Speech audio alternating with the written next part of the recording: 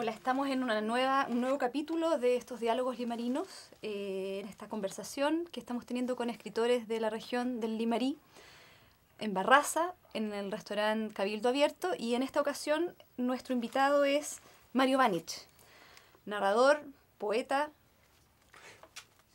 pongámoslo así, dejémoslo en suspenso, y periodista. Y me gustaría precisamente partir esta conversación pensando en esta dualidad entre periodismo y literatura que tú has ejercido durante mucho tiempo, manejas las herramientas de los dos oficios. Entonces me gustaría preguntarte cómo se alimentan estos dos trabajos, estas dos vertientes del lenguaje. Por una parte, o sea, existe la creencia que efectivamente el periodismo es un alimento importante para el escritor, para la literatura. Eh, Creo que en cierta medida me ha servido como para... El periodismo me ha servido primero para conocer toda la provincia de Limarí. A través de mi trabajo yo he recorrido casi la totalidad de la provincia de Limarí. Creo que quedan muy pocos rincones que no lo he conocido. Me ha permitido tener acceso para conocer mucha gente, y de la gente más variada. Conocer al criancero, conocer a la persona al agricultor, conocer al futbolista, por ejemplo, que es uno de los productos de nuestra provincia. Y en especial mucha gente humilde. A mí una de las cosas que me encanta es la gente humilde. No es una postura social o política, sino que...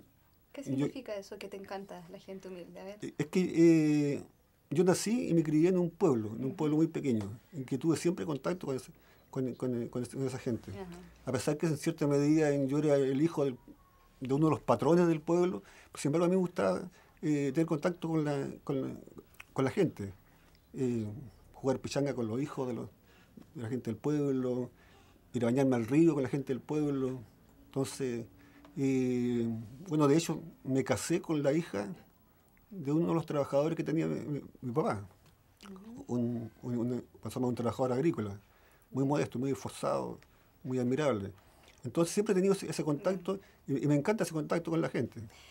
Básicamente has mencionado varios de los personajes de tus cuentos, ¿no? O sea, entre esa lista que hacías al inicio, tus personajes uno podría decir que hay pobladores, hay niños, hay trabajadores rurales, hay toda una variedad de personajes que uno podría decir que no están en el poder, por llamarlo así, que están en un nivel absolutamente de abajo, digamos.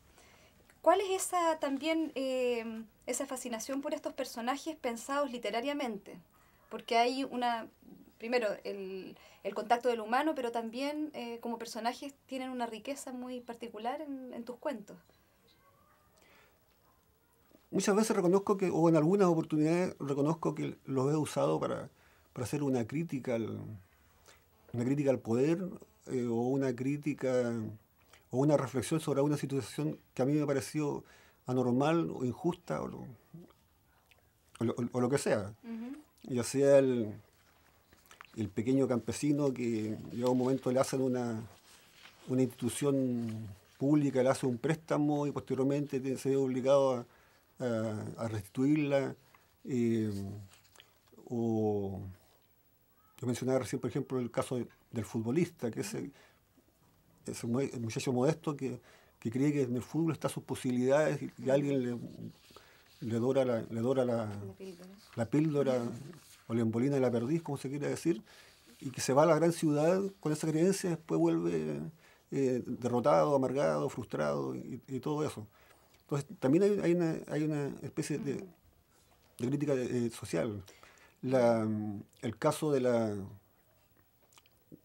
muchacha campesina que está embarazada, que tiene el problema de quedar embarazada y no sabe qué hacer con ese problema.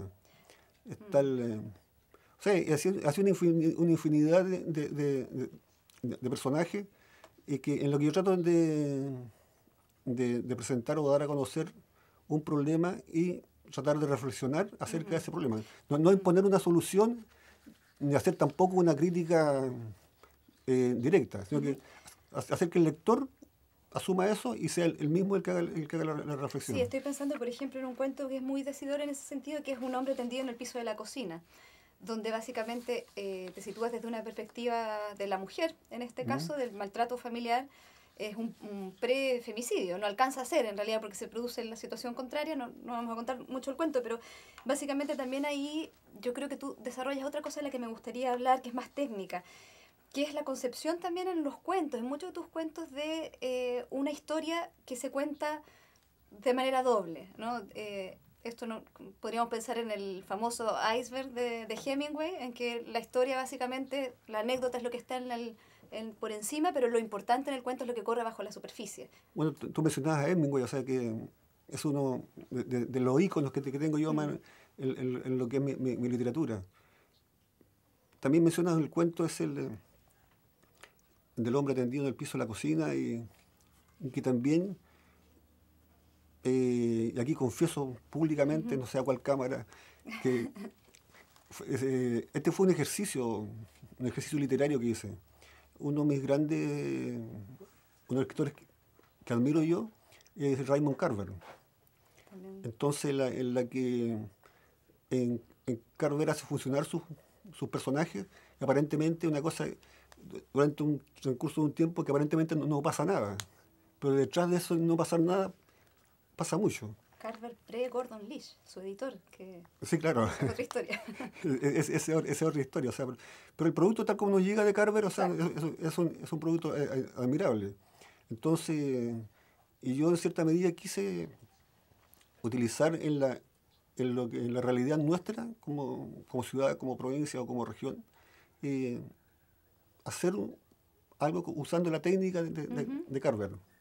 Entonces, y hay dos iconos de lo que, en lo que yo escribo y lo que yo admiro, Hemingway Carver. y Carver. Me parece que son dos huellas bien marcadas, pero además que tienen la particularidad de, claro, estar ambientadas en este territorio. Tus personajes son también muy limarinos. Lo digo yo viniendo desde afuera, digamos que a lo mejor de dentro cuesta, es distinta la visión, pero a mí me parece que siempre está ese paisaje, ese lugar, ese paisaje humano, no el paisaje geográfico necesariamente. Y ya que estábamos con Hemingway, porque me parece que, claro, está Carver, está Hemingway, también uno podría pensar que está Truman Capote, ¿no? Hay, acá cuando hablábamos de periodismo y literatura, hay, por ejemplo, el cuento La Luna Negra, de alguna manera también podría haber sido uno de estos reportajes, novelas de Truman Capote, ¿no? A sangre fría, de alguna manera hay algo, hay una huella. Pero me gustaría leer un pequeño fragmento de No me llamo Nicolás, porque me parece que No me llamo Nicolás, consciente o inconscientemente, pero ahí hay una especie de homenaje a los asesinos de Hemingway, precisamente. Y a partir de esto me gustaría que conversáramos un poco. Vas a estar desnudando aquí antes. Lo siento. Voy a partir. De pie en el vano de la puerta miraba la calle desierta en uno y otro sentido. Solo un perro yacía al otro lado del camino lamiéndose los genitales a la sombra de un eucalipto. Cada cierto tiempo, cuando la sombra se corría, como si cualquier movimiento le demandara un gran esfuerzo, el perro se levantaba para volver a echarse unos metros más allá. Por un costado del eucalipto, cerca de la pileta del agua, apareció una pareja de gallinas y un gallo. Se entretuvieron escarbando con entusiasmo en la tierra húmeda en busca de lombrices. En un momento disputaron algo, pero luego lo abandonaron para continuar la búsqueda en el suelo. Cuando se alejaban demasiado, el gallo las llamaba con un cacareo imperativo y ellas acudían para seguir buscando. Una se aproximó al perro y lo miró con curiosidad. El hombre de la puerta, alto y corpulento, las siguió con la mirada hasta que se perdieron al otro lado de la calle. Una ráfaga de viento levantó el polvo del camino y arrastró pelusas secas de cardo, papeles y finalmente desapareció convertida en un remolino. El hombre introdujo la mano derecha debajo de la camisa y se rascó la axila izquierda. Luego pasó los dedos por los vellos del pecho y los retiró húmedos de sudor. Si tan solo hiciera menos calor, dijo en voz alta, aunque para sí. ¿Qué dices?, preguntó otro hombre que había en el interior de la casa. Que me gustaría que hiciera menos calor, repitió el hombre corpulento. El otro hombre rió, siempre parecía estar riendo.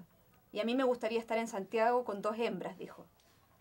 El hombre de la puerta escupió hacia la calle, observando cómo el salivazo formaba una bola húmeda en el polvo. Otro ventarrón sacudió con violencia el cartel que colgaba sobre la puerta de la casa. Era de latón pintado. A pesar que los colores estaban deslucidos, aún se leía el nombre. Restaurant Santa Elena. Un segundo letrero se agitó golpeando el extremo desclavado contra la muralla de adobe enlucido. El hombre corpulento volvió a escupir sobre el polvo.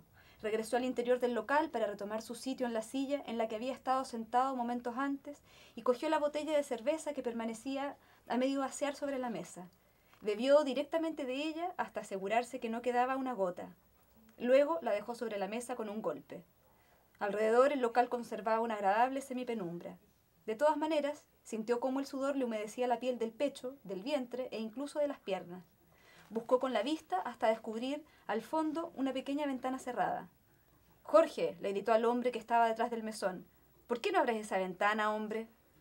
«No me llamo Jorge», dijo el hombre del mesón. «Jorge, Carlos, ¿qué más da? Abre la ventana». «Nicolás», dijo el hombre sonriente. «Se llama Nicolás». «Tampoco me llamo Nicolás», dijo el hombre del mesón. Sin embargo, fue hasta la ventana y la abrió. Leo hasta ahí porque me parece que esa es la presentación de una escena que va a venir a continuación, en la que nosotros ya tenemos establecido desde el inicio una situación de tensión. Aquí hay algo, que volvemos a lo que decíamos antes del iceberg, que está corriendo por debajo y que nosotros sabemos, intuimos como lectores que iba a pasar algo. Esa atmósfera ya está enrarecida. Describes muy bien este asunto como ese baile de las gallinas y el gallo. Entonces me gustaría ver qué tantos elementos conscientes hay de estas herramientas técnicas, de cómo generar la tensión. ¿Cómo manejas eso? En realidad eso forma parte de una novela que tenía yo en preparación, de una muy mala novela. Entonces un día resolví que algo tenía que hacer con eso, o sea, porque no podía dejarlo abandonado, tirado ese hijo.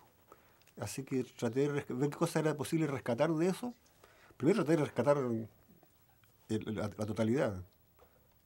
No hubo caso, ya el muerto no tenía ningún futuro. Entonces resolví eso, convertirlo en lo que era un cuento. Entonces, efectivamente, como tú dices, contiene algunos elementos. Bueno, una novela era una cosa mucho más larga. Contiene algunos elementos de los asesinos de Hemingway.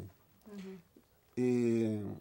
Pero también, en alguna medida, contiene también algo de lo que es la técnica de Carver. Uh-huh. Eso de que hay un periodo de tiempo en que no, te insisto, de que no, de diálogo en la que aparentemente no pasa nada, pero hay una tensión interior. Y eso en el caso de Carver también es especialmente importante en los finales, sobre todo en los desenlaces, ¿no? Correcto. Entonces, y en ese cuento efectivamente como que uno busca el conseguir un efecto a través de una técnica que es bastante consciente. Uh-huh. Yo por la mayor parte de los trabajos soy muy intuitivo. Me largo a escribir sin saber hacia dónde voy. Uh-huh. Pero acá en este caso, o sea, hubo esas dos cosas, que rescatar una parte de una novela y por la otra tratar de transformarlo eso utilizando una técnica especial. Uh-huh. ¿Cuál es para ti la concepción de qué es un cuento, qué es un buen cuento para ti? ¿Y qué lo diferencia en ese sentido de la novela, mirado desde la perspectiva del escritor, no del lector? Lo que yo busco es tratar, en primer lugar, de agarrar al lector, ojalá de la primera línea o del primer párrafo, interesarlo y no aburrirlo. De ser posible que vaya sin respiros hasta el final, sin darle descanso hasta el final. Y con un final, y con un término no necesariamente que sea sorpresivo, que sea sorprendente, que sea inesperado, o que se conozca el asesino, como pudiera pensarse, sino que en lo posible que sea un final abierto, uh-huh, en que el resto del trabajo lo haga el lector. Uh-huh. Me ha pasado que he escrito cuentos en que me ha parado gente en la calle y me dice, oye, pero parece que a tu cuento le faltó una parte, le faltó la última parte, porque no lo entendí. Entonces, y justamente esa es una de las cosas que además de entretener, persigo. O sea, Y me da la sensación también que hay otra concepción, por lo menos por varios de tus cuentos, que lo importante quizás en ellos no es tanto la anécdota, la historia que se está contando, sino más bien de pronto un momento epifánico, por decirlo así, un momento, un instante que es el que queda rondando. Estoy pensando, por ejemplo, bueno, tú tienes algunos cuentos que son como ya tus clásicos, o me parece que así lo perciben tus lectores, pero cuentos como, por ejemplo, bueno, usted no es de por acá, de alguna manera, pero también La leña de los domingos o El día que le ganamos a los austríacos, que uno podría pensar en El día que le ganamos a los austríacos de ese momento del padre en la cama, que ese es el momento que justifica el cuento, más allá de que la anécdota pueda ser resumida en una frase, ¿no? Entonces, creo que ahí está también la intención de voluntaria o involuntaria, pero de que los cuentos son también cercanos a la poesía en ese sentido, en que se genera un momento epifánico. bueno, tú mencionas algunos cuentos un denominador común, que es a través de pequeños problemas exponer situaciones puntuales. A ver, por ejemplo, La leña de los domingos, Uh-huh. te cuento, y también otra infidencia. O sea, en una oportunidad, eh, eh, mis suegros eran del campo y vivieron toda su vida en el campo. Y llegado un momento cuando los hijos se fueron, se quedaron solos ahí, entonces dijeron, ¿qué es lo que hacemos acá en el campo? Y vendieron sus cositas y se compraron una casa en la ciudad y se fueron a la ciudad. Entonces mi suegro tenía la costumbre, o sea, mi suegra tenía la costumbre de hacer pan amasado. Mi suegro le construyó un horno de barro. Mi suegra hacía su pan amasado. El suegro le cortaba todas las mañanas la leña. Y llega en una oportunidad, esto ya hayan transcurrido, qué sé yo, como 2 años que estaba en eso, y en una oportunidad uno de los hijos, un cuñado mío, desde el Trapicia hizo dedo al pueblo, le paró un camionero, lo ayudó. Entonces, por casualidad, este señor vivía casi en la parte trasera de la casa. Entonces, hijo, ¿usted vive acá? Sí, le digo, es un barrio muy tranquilo, de que llegué del norte, es un barrio muy tranquilo. Entonces llega, dice, sí, lo único malo es que van a disculpar a las personas, hay un viejo de mierda que corta todas las mañanas, a las 7 de la mañana está cortando leña y no deja dormir. Yeah. Entonces, y un día golpeó alguien del juzgado a la puerta y le dijo a mi suegro, lo notificó que no podía seguir cortando leña. Entonces, ahí quedaron mi suegra Yeah. sin poder hacer su pan amasado Uh-huh. y mi suegro sin poder ayudarla. Que él, de alguna manera servía como para olvidarse que haya sido erradicado de ahí del pueblo, del campo, para la ciudad. Entonces es un problema social que a lo mejor puede ser mínimo, pero que también, o sea, y ese cuento servía para eso. Sí, bueno, me da la sensación que es una tónica muy presente en el resto de tus cuentos también, que es como encontrar la épica de lo cotidiano, esas pequeñas historias que no son ya los grandes relatos, que ya están anclados como en esas pequeñas tragedias del día a día. Varios de los cuentos que hemos mencionado, pero en general es esa visión de que en el detalle está aparentemente lo importante, ¿no? En Uruguay está radicado don Sergio Larraín, a lo mejor lo Sí, conocen. claro que sí. Y don Fotógrafo, Sergio mejor fotógrafo de Chile. en una oportunidad iba por la calle de Cuña Maquena y delante de un kiosco de diarios había una señora bastante humilde que estaba con una guagua en los brazos y la guagua estaba con el rostro apoyado acá y un brazo caído. De repente lo veo que él se detiene, se rebusca en los bolsillos, saca una camarita chiquitita y le saca una fotografía. Y él captó algo que yo no había descubierto. Entonces, yo en lo posible trato de descubrir, de captar a mi alrededor todo ese tipo de detalles para tratar de transformarlo y tratar de buscar la manera cómo puedo sacar de eso, convertirlo eso en un texto literario. Y buscar el pretexto. O sea, también mencionaba recién Usted no es de acá, ¿no? Uh-huh. Y cómo ahí busco el pretexto de un extraterrestre o un marciano como para exponer el problema de un hombre solitario. Claro. Entonces, Es bonito eso que decía, de atrapar ese momento, quizás eso podría ser también una definición de qué es un cuento para ti, atrapar ese instante, ¿no? correcto. Entonces, tú al comienzo mencionabas que, bueno, en algún momento mencionabas de que a través de mis cuentos se reflejaba la provincia de Limarí.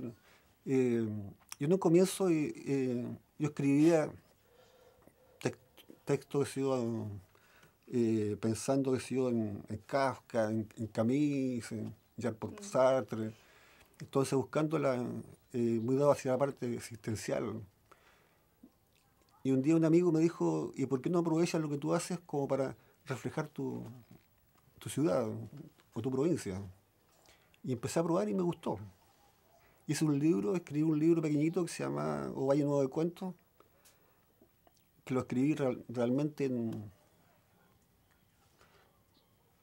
como en 10 días, algo así. Escribí El libro entero. El libro entero, claro. Yeah. Cuento por día. Casi un cuento por día. Y al libro le fue re mal, en realidad. Si el único que lo rescató por ahí creo que fue Polidélano, que escribió La Nación, no sé, Fernando Jerez también escribió algo en Santiago. Pero me quedó gustando eso, me quedó gustando el saborcito de eso, y ¿por qué no lo hago al resto de la provincia de Limarí? Y ahí Hablaste de tu aldea y fuiste universal. correcto. Sí, otra cosa que me llama la atención de estos cuentos y que probablemente tiene que ver con eso es que la mayoría de los personajes no tienen nombre. Es como si fueran una especie de coro. ¿Eso es consciente o de pronto? Hay algunos que tienen nombre, por cierto, pero hay muchos que son por las características físicas o digamos. Sí, estoy consciente, o sea, lo he hecho a propósito. Al principio lo hice para no crearme problemas. En mi primer libro escribí un cuento, no recuerdo cuál era, en que mostraba a un sinvergüenza redimido.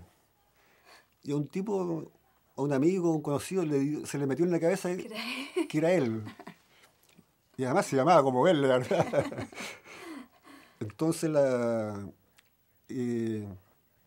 así que en lo sucesivo, para no buscarme problemas, empecé a no nombrarme a mi personaje. Y en definitiva, al final lo hice,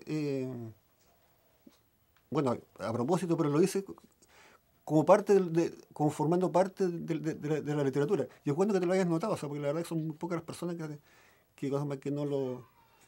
Es que yo creo que, a ver, algunos nombres en la literatura son, en general, poner un nombre es muy decidor. O sea, decir que un tipo se llama o no se llama Nicolás y no, por ejemplo, no sé, Romualdo, le da un carácter. O sea, así como los títulos, los nombres también de los personajes son parte de la elección estética que uno hace. Entonces, también en la no elección hay, yo creo que una decisión importante de darle ese carácter que quizás uno lo puede ver como esta especie de coro colectivo, como esa voz del pueblo en la que ese ser humano pero podría ser otro. También esto lo que decíamos antes, la gente que no está en la cima, la gente que por lo mismo tampoco tiene un nombre. Claro, como tú dices, o sea, son muy pocos los que han advertido eso. Y además hay otro tema que recuerdo en una oportunidad, bueno, fue mi profesor mío, don Guillermo Blanco. Sí, de eso quería que habláramos también. Entonces, y él decía que él tomaba, cuando hacía sus novelas o hacía sus cuentos, él tomaba un largo tiempo para decidir los nombres de sus personajes. Entonces, que no se apareciera, que no confundieran al lector, que uno no fuera Roberto y el otro fuera Alberto. Entonces, era toda una cosa, fue todo un tema de una clase casi completa. Y eso también en alguna medida me acordaba de don Guillermo y lo tomaba muy en cuenta. Hablemos un poco de eso también, de don Guillermo, que falleció este año, y que yo sé que fue para ti también una persona súper importante en el proceso de atreverte a asumir el oficio de cuentista. Bueno, a don Guillermo yo lo conocí así, entre comillas, cuando escribía en el Rey Tercilla. mi papá, esa era la única lectura que compraba, aparte de sido del diario local y una que otra vez otro diario, pero la revista principal que él compraba era la revista Arcilla. Entonces, compraba nosotros los hijos varones, Barrabás, el OK. A mi mamá le compraba la revista Don Fausto y ¿la conociste la revista Don Fausto? De nombre. No, era una revista o sea, que tenía todo. El, ¿cómo se llama? Era una especie de folletín por capítulo. Entonces, y cuando a uno se le terminaba el OK o se le terminaba el Barrabás, seguía con el Don Fausto de la mamá, y se le terminaba el Don Fausto de la mamá, seguía con el Arcilla del papá. Bueno, en el pueblo había un poco que hacer, no había televisión, entonces. Y yo ahí aprendí a conocer, o sea, conocía a don Guillermo Blanco y lo admiraba mucho el estilo que tenía de escribir, el estilo humorístico, muchas veces un poco cáustico, así. Entonces después empecé a conocer los libros, los textos de él. ¿Qué es lo primero que leíste de él, te acuerdas? Y claro, bueno, Adiós a Ruibarbo. Ajá, sí. Y, y cuando estaba en Santiago, una oportunidad leí en un diario que estaba este taller de cuentos de él, y quedaba relativamente cerca de mi casa. Yo vivía en Las Condes, y el taller era ¿cómo se llama? El taller del Instituto Cultural de Las Condes. Entonces ¿qué me dijeron? Fui y me matriculé. En ese taller estaba, entre los alumnos estaba Darío Oces. Ah, ya. Claro, entonces, ¿Qué año era esto? 73. Ya, justamente. Sí. Antes de. Antes de. En esa época yo estudiaba pedagogía en español en el pedagógico. Y ahora, el problema era que en esa época, en ese tiempo, no había locomoción, no había muy poca locomoción, porque había una huelga tremenda y yo muchas veces me tenía que caminar 15 o 20 cuadras para poder ir al taller, pero tenía que ir al taller, y de ahí me iba, o me iba de la universidad al taller. Pero el taller era integrado por la mayor parte eran personas de cierta edad, que eso como que me decepcionó un poco. ¿Por qué? Lo dice un hombre de cierta edad hoy. Es que yo en el fondo empezaba a encontrar más juventud. Ya. Entonces pues de veras, ¿no? Sí. lo voy a apuntar. Archiva. Y, y el tema era que yo veía que cuando alguien leía, la tarea era leer un trabajo de alguno de los que llegaba, y todos los demás lo criticaban, lo comentaban, y finalmente don Guillermo hacía un comentario final, y después venía la parte más sabrosa, que era en la que todos conversábamos, nos soltábamos y todos conversábamos, hasta que un día me impusieron el trabajo de... Pie forzado. Claro, o sea, entonces que tenía que llevar un trabajo para el día, para la semana siguiente. Pero lo que más me sirvió de ese taller con don Guillermo fue ese contacto posterior. Así como cuando uno va te haber pasado muchas oportunidades cuando uno va a un congreso de escritores, muchas veces el provecho no lo saca tanto durante las ponencias, sino que en los pasillos, esa conversación, ese contacto, esas nuevas amistades. Entonces, igual en este caso... ¿Y continuó ese vínculo entonces con Guillermo? Continuó, pero muy a lo lejos. Posteriormente nos volvimos a reencontrar. Pero continuó a la distancia. Y después, cuando regresé a Santiago, como a los 4 o 5 años después de... Después de, claro, 78, Sí. 9. Entonces, ahí nos volvimos a reencontrar en las ferias del libro, con ese motivo. Y curiosamente el cuento con el que participé en ese taller fue el primero que me fue publicado, me lo publicó la revista Andrés Bello del Mercurio. ¿Cuál fue ese cuento? Conceptual Incidado. Ah, ya, ese es otro cuento emblemático. recuerdo ese cuento que hay un ciego perdón, un no vidente, como ahora nos hablamos con eufemismo, entonces hay un no vidente ahí, hombre, y, ¿En el jurado? no, en el taller, en el taller de don Guillermo Blanco. Y que él era un crítico muy especial, porque generalmente uno se deja llevar por los sentidos, por los ojos, por si es atractivo o no es atractivo el que está leyendo. Él no, él se guía solamente por el oído. Entonces, y él hizo uno de los comentarios.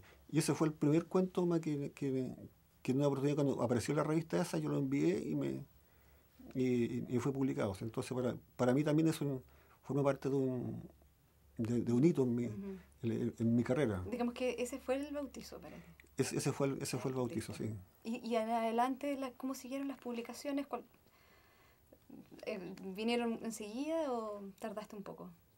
Tuve la suerte que casi en forma simultánea, cuando apareció ese cuento, yo envié un cuento al concurso literario de la tercera.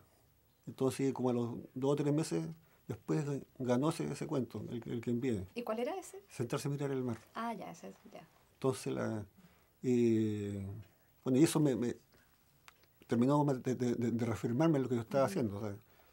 Porque generalmente tú lo sabes, y todos los que trabajan en esto de la literatura saben que uno empieza mostrándosela a la mamá, mostrándosela al hermano, al amigo, y después de a poco se va atreviendo a ensancharse ese círculo, pero cuando llega el momento de hacerlo público, eso es un paso muy importante, o sea, que muchas veces son muchos los que no se atreven a darlo.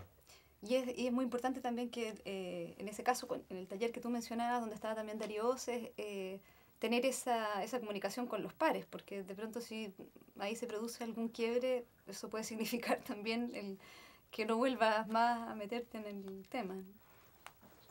Claro, bueno, esa otra parte también importante de los talleres, que siempre yo he participado en un par de talleres, y que lo reafirmo. El taller sirve no solo como para formarte como escritor, ayudarte a formar como escritor, sino que como para ir creando vínculos con otros, con tus pares. Que muchas veces pueden ser de amistad, otras veces pueden ser laborales. Pues. Entonces, y esa es la otra parte del taller que es muy importante. Y también aprender el ejercicio de la crítica y la autocrítica y saber escuchar esos comentarios, que no deberían ser personales, son literarios. Muchas veces, o sea, lamentablemente muchos de los que participan en los talleres tienen muy poco sentido de la autocrítica. Y a su vez, otros que participan en los talleres tienen poco sentido de que deben hacer la crítica, pero la deben hacer con un ánimo aunque parezca reiterativo, un ánimo constructivo. O sea, pensemos que es un taller mecánico, digamos, sí. Tratando de hacer un arreglo entre todos. Correcto. Entonces, por lo menos esa fue la experiencia mía que yo tuve con el taller, con el taller de don Guillermo Blanco y posteriormente con la relación que tuve con él. Había un colegio acá de niñas, en realidad hay un colegio de niñas que se llama, en esa época era la Escuela 2, ahora se llama Escuela Lenlang, que había 2 profesoras que se le ocurrió reunir a los escritores o gallinos que había. Al único que conocían era a mí, me preguntaron si había otros escritores, yo les dije que efectivamente había un grupo de tantos escritores, y ellos tuvieron la idea de reunirlos a todos y exponer sus trabajos, una especie de exposición con un curso. Hicieron una exposición muy simpática. Y cuando llegó el momento del cóctel, de repente alguien dijo, bueno, ¿y por qué no nos juntamos? Nos seguimos juntándonos. Y continuamos continuamos reuniéndonos ahí en la misma escuela una vez a la semana. Es un taller muy especial, yo lo recuerdo con mucho cariño porque había era un taller muy transversal en lo social y en lo político. Era un momento también muy especial para el país. ¿Qué año? ¿Qué año sería? El 79, quizás entre el 80 y el 85, por ahí. Y este taller duró hasta que en una oportunidad salíamos la noche tipo 12 Ahí llegamos premunidos, uno de torta, otro de la botella de Coca-Cola, otro un vinito, y conversábamos, nos criticábamos. En una oportunidad veníamos saliendo a esa hora de las 12 y a alguien se le quedó, a una de las muchachas del taller, se le quedó algo en la sala y alguien volvió y encendió la luz y la luz no encendió, la luz del pasillo no encendió, no quedó encendida. Así que a oscuras retirar lo que fue y se retiraron. Como a las 2 de la mañana pasó ahí a un toque de queda, como a las 2 de la mañana pasó una patrulla de carabineros, vio que había luz ahí, golpearon, no salió nadie a abrir, en una sala donde no debía haber nadie, abrieron la puerta, rompieron el candado, abrieron la puerta y encontraron adentro restos de cosas, botellas de vino. Entonces hablaron al gobernador y el gobernador resolvió que ahí era un encuentro, una reunión de conjurados. Llamaron al orden al director de la escuela y el director de la escuela reconoció que facilitaba la sala como para una reunión literaria. Y hasta ahí llegó. Ahí el culpable era yo, así que el gobernador al día siguiente yo estaba a primera hora en la oficina del gobernador que me pidió un listado de los conjurados. Yo le di un listado y alguien pasó a revisarlo y dijo, comunistas, comunistas, comunistas, socialistas. Todos para él eran socialistas, a pesar que había un jefe de un servicio que era, si pudiéramos ubicarlo políticamente ahora, sería de la UDI. Entonces... ¿Y no les prestaron más la sala? No me prestaron más la sala. Y de ahí salió mucha gente muy valiosa. ¿Que siguen escribiendo? Que siguen escribiendo, o sea, por ejemplo, Ramón Ruina. Ah, ya. Por mencionar algunos. Hay algunos que ya han fallecido. Entonces, y como te decía, yo recuerdo con mucho cariño ese... Ya que hablabas de esto de lo tangencialmente político, me gustaría pedirte si pudieras leer un cuento que te lo voy a pasar yo, que está acá, que es el cuento El último muro. Porque me parece que hay algunos temas que van a salir de ahí. Déjame encontrarlo para pasarte la página correcta. Momento, que le están peinando. Aquí en la otra parte también que para mi admiradora, no saben que yo le uso lentes. No te preocupes, nadie lo verá. ¿Lo leo completo? Sí. Es cortito. Sí. El último muro. El viejo sentado a la sombra del muro vio venir por la calle al forastero. Avanzaba despacio mirando en torno, como si lo abrumara lo que veía a su alrededor.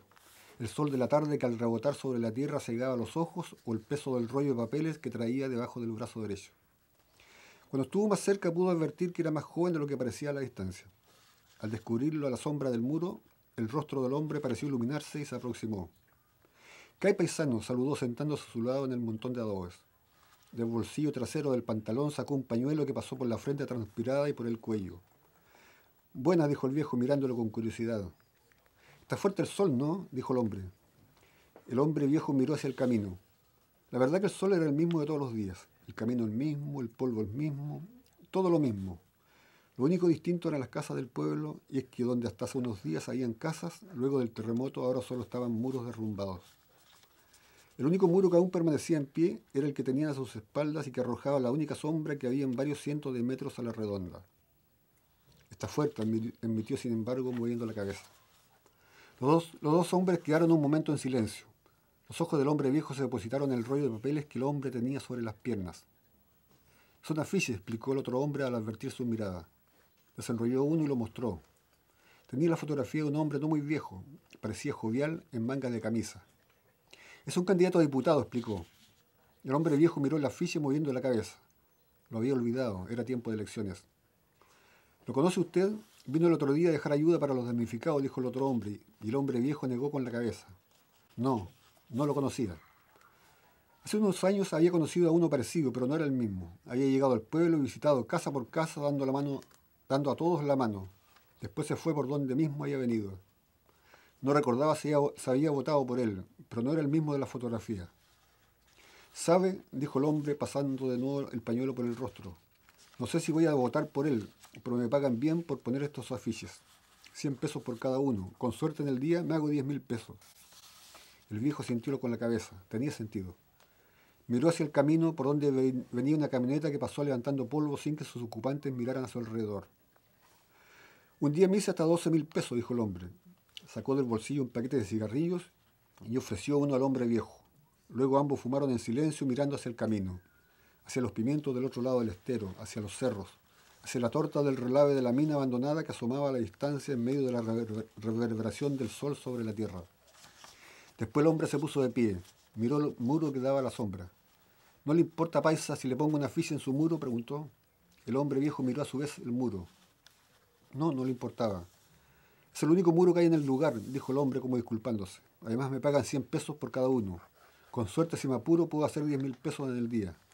El hombre viejo asintió en silencio.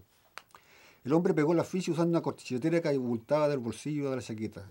Luego, como un artista que examina su obra, se alejó unos pasos, ladeando un poco la cabeza para verificar cómo había quedado.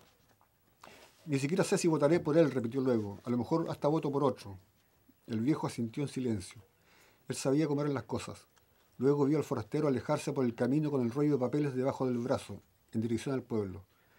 Pero ya no quedaba muro donde pegar nada. Sin embargo, quién sabe, con suerte a lo mejor se haría los 10.000 pesos en el resto del día.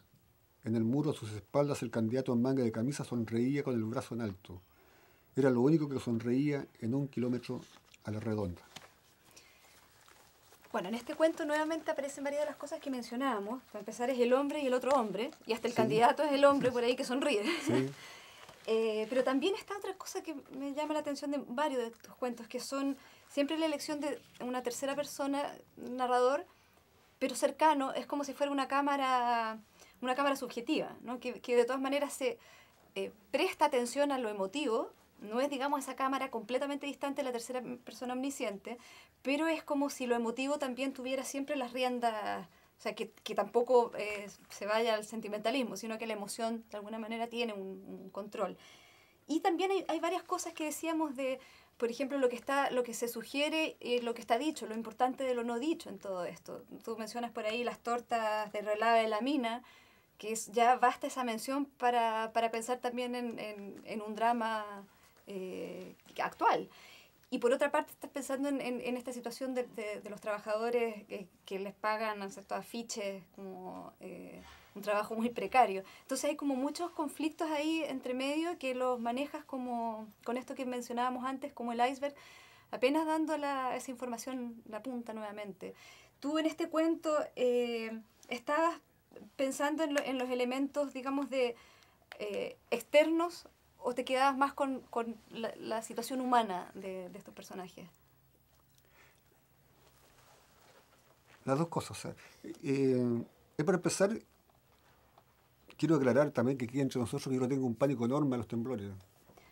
Cuando hay un movimiento sísmico, yo acudo rápidamente de la casa y desde el medio de la calle hago todas las instrucciones para que el resto de la familia abandone la casa. Entonces, para el terremoto de Punitaqui, no voy a decir yo que quedé muy traumatizado, pero digamos que sentí, como todo el mundo acá en la ciudad, me tocó como periodista, me tocó cubrir muchos de los aspectos, me tocó conocer Punitaqui, todo el efecto de esa gran cantidad de casas en el suelo, el pueblo viejo, totalmente destruido, en que prácticamente había muy pocos muros en la que... Entonces, y rápidamente escribí, porque estas cosas, hay veces que a uno le gatillan, estas cosas traumáticas, como a uno le gatilla escribir sobre algo. Y rápidamente escribí una gran cantidad de cuentos relativos al terremoto. Este y a lo mejor y algunos otros hay más. Hay varios aquí en Laguna Negra. Sí. Entonces, pero hay otros que quedaron, que tenían, en mi impresión, tenían mucho menos valor. Entonces, eso por una parte. ¿A qué se debe eso? Lo que sí, hay otra cosa que para mí no tiene efectos traumáticos, pero tiene un efecto que a mí me enervan, son los políticos, especialmente los candidatos. ¿A la altura de los terremotos? En realidad los terremotos no son tan peligrosos como los políticos. Entonces, yo cada vez que puedo trato de insertar una crítica Ujú. a la parte política, a la parte, especialmente a lo que se refiere a los candidatos. Entonces, y al mismo tiempo trato de ver una parte del problema social. La torta relave, olvídalo porque forma parte del paisaje. Entonces, eso está ubicado en Pueblo Nuevo, Ujú. Punitaqui, que es un pueblo minero, donde la torta relave forma parte del paisaje. Ujú. No forman parte ni del tema ambiental, ni Ya de... está asumido. Claro, entonces Está naturalizado. pero sí la parte política y sí la parte social. Ujú. Eh, de un montón de gente que quedó así, sentado en una piedra, con la casa destruida y sin saber cómo Mm. iba a poder solucionar ese problema. Bueno, hay otros cuentos en los que vienen políticos de Santiago a hacer discursos. Cuando ya vimos ese show, lo vimos en el terremoto de Tocopilla, Mm. en que se hizo muy poco después que cuando pasó eso, después el terremoto y el maremoto en el sur, en que ya pasó eso la parte mediática y todavía hay gran parte del problema sin solucionar. Entonces, eh, pero eso es uno de los resultados Mm. de eso. Entonces, esa Sí. es la verdad. Bueno, ya se nos va acabando el tiempo y lo último que quería comentarte, un poco que conversáramos de esto, es que también en tus cuentos, como volviendo al origen, a lo que hablábamos al inicio de Carver y Hemingway y las influencias, que yo te decía que además recoges estos referentes, pero los ubicas en tu zona. Y me parece que esa ubicación también pasa por el lenguaje, por hacer del lenguaje también una herramienta del el lenguaje coloquial y articularlo también, estilizarlo un poco, porque es el lenguaje popular, pero ¿Mm? es el lenguaje literario de alguna manera. ¿Cómo lo concibes tú eso? Bueno, ahí está las consecuencias de Guillermo Blanco. Exactamente. Entonces, para mí, uno de los mejores libros, quizás el mejor libro de cuentos que es escrito en Chile es Cuero de Diablo.